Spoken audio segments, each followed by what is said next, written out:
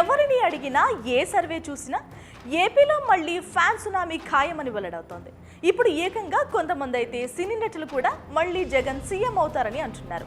ఎందుకంటే ఆయన చేస్తున్న అభివృద్ధి పనులే మళ్ళీ ఆయనను సీఎం కుర్చీలో కూర్చోబెడతాయని చెబుతున్నారు.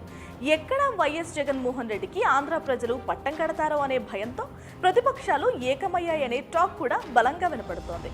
అదే భయంతో సీఎం స్థానంలో ఉన్న వ్యక్తిపై దాడులకు కూడా తెగబడుతున్నారని వ్యాఖ్యానిస్తున్నారు. అయితే ఈ దాడిని సినీ ప్రముఖులు కొందరు ఖండిస్తున్నారు. తాజాగా విశాల్ చేసిన కామెంట్స్ ఇప్పుడు వైరల్ గా మారాయి. తాను వైసీపీ సపోర్టర్ కాదని, కాకపోతే ప్రజల్లో ఉన్న అభిమానం, ప్రభుత్వ పనితీరును బట్టే జగన్ సీఎం కాబోతున్నారంటూ కామెంట్ చేశారు విశాల్. వచ్చే అసెంబ్లీ ఎన్నికల నాటికి రాజకీయ పార్టీ పెట్టి పోటీ చేస్తానని తమిళ స్టార్ హీరో విశాల్ ఇటీవలే ప్రకటించారు. ఈ ప్రకటనకు ముందే విశాల్ ఏపీ ఎలక్షన్స్ లోనూ పోటీ చేయబోతున్నారని పుకార్లు షికార్లు చేశాయి. కానీ దీనిపై ఆయన క్లారిటీ ఇచ్చారు.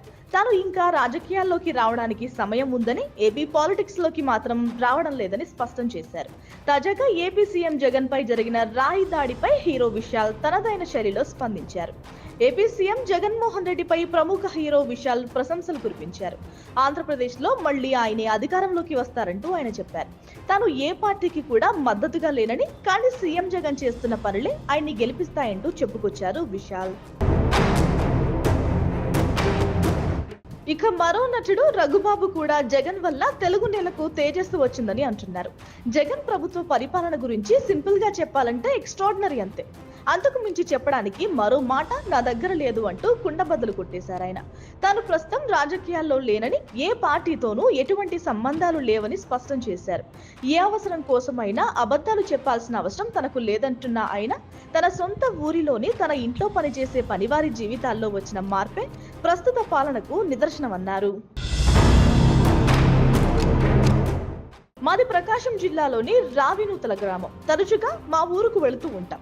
దీంతో ఆ గ్రామంలో వచ్చిన మార్పులు ఎన్నో మాకు తెలుస్తూ ఉంటాయి.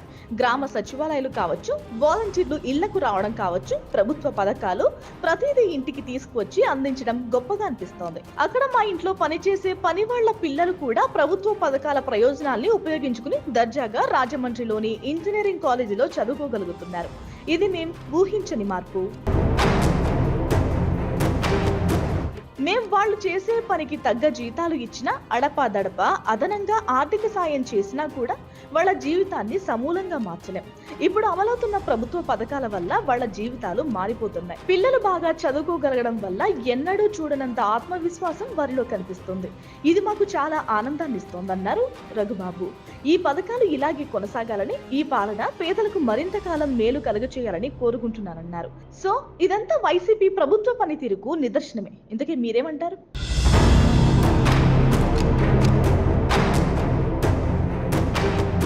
Please subscribe Dot News.